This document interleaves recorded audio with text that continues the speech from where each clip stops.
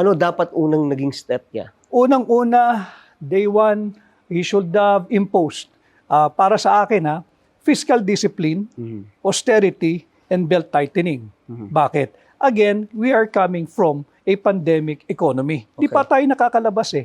So yung fundamentals natin, lapnos pa eh. Yung savings natin, lapnos pa. Bakit nga? May tama pa rin. We were posed to take off nung panahon ni Pangulong Duterte. Until nag-intervene, hindi lang naman tayo, buong mundo, tinamaan ng pandemic eh. Ganda na yung GDP natin nun eh. So dapat pag upo niya, pinaghandaan na agad yon.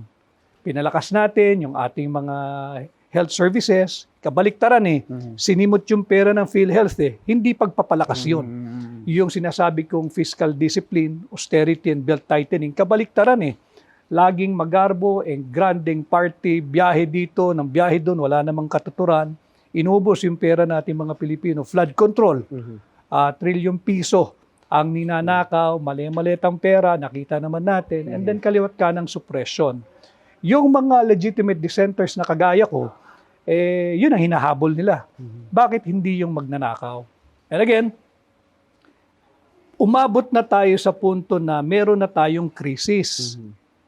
Ang hinihiling ng ordinaryong tao, yung mga kasama natin dito sa production team mo, lahat, pati tayo, pati ikaw, nararamdaman natin yung gasolina eh. Suspindihin muna yung VAT sa produktong petrolyo. Okay. Sinasabi nila, Joe, kasi mawawalan ng 320 billion pesos more or less na koleksyon. Yung 1 trillion niya, ayaw niyong imbestigahang nakawan eh. What is 320 billion? My point is, bakit pag yung kaginhiwaan ng ordinaryong tao, ayaw mo? Pero pag nakawan ng mga alipores mo, sige-sige lang kayo.